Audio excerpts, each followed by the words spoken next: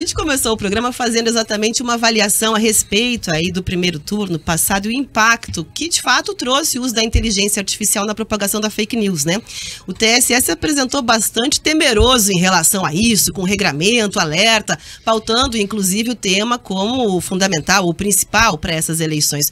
Mas o que se apresentou como realidade, na verdade, muitas vezes, foi ali um certo quadro de partidos até amedrontados de utilizar, de certa forma, a inteligência artificial. Qual foi a sua percepção a respeito aí do uso?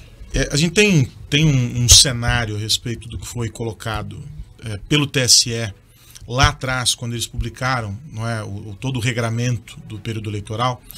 É muito positivo que tenha sido incluído o trecho que trata de inteligência artificial, mas ele é muito específico ao dizer sobre o uso em materiais de campanha. Então, significa que, naturalmente, o partido não ia usar um instrumento de inteligência artificial para compor uma versão digital do candidato. A campanha é muito curta, os tiros são muito curtos para você ter resultados. Então, é o olho no olho, é a publicidade tradicional. A gente não viu nada diferente na campanha deste ano do que a gente viu na campanha 2 anos atrás, 4 anos atrás, 6 anos atrás, e por aí vai.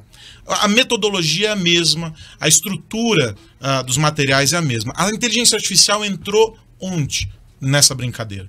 Entrou como recurso da mesma maneira que ela acontece em qualquer empresa neste momento operando. Aqui, na PAN e em qualquer outro lugar. Ela está embarcada nos computadores, ela está nos softwares que são usados, ela está ali. Ela não foi protagonista do produto eleição ou do produto campanha, material de campanha. Qual era o receio do TSE? Talvez já fosse sabido até quando o ministro Moraes apresentou esse texto, que esse movimento que a gente assistiu aqui fosse acontecer. Mas por que é importante esse texto?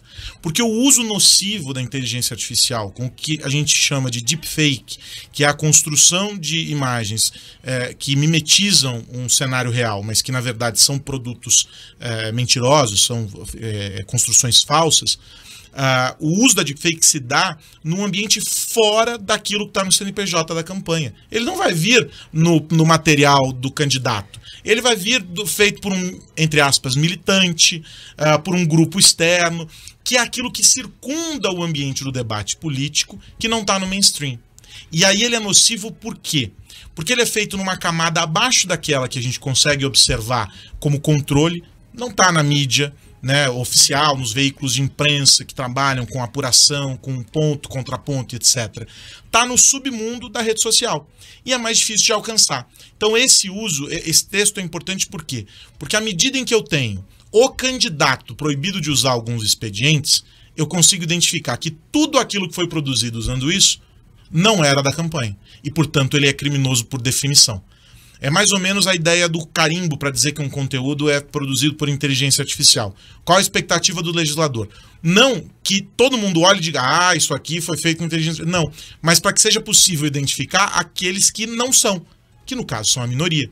E aí que não estão tagueados, e esses, portanto, são falsos, são mentirosos.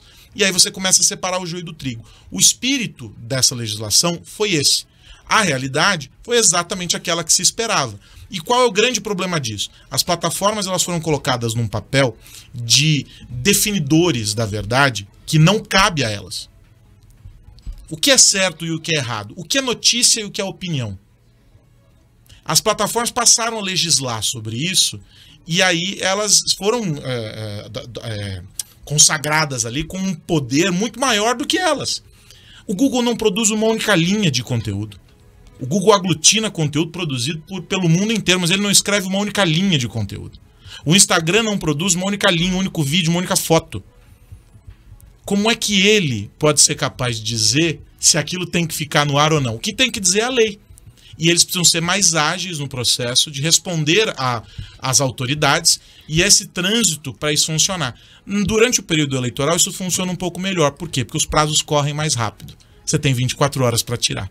Fora isso, é a mesma bagunça. E a plataforma continua se achando no direito de dizer o que é certo e o que é errado. Essa foto da mãe amamentando é nudez. Mas não, é só uma mãe amamentando. E aí a gente vem... esse é um debate que não tem nada a ver com eleição, mas que também coloca a plataforma no papel de dizer se isso é certo ou não.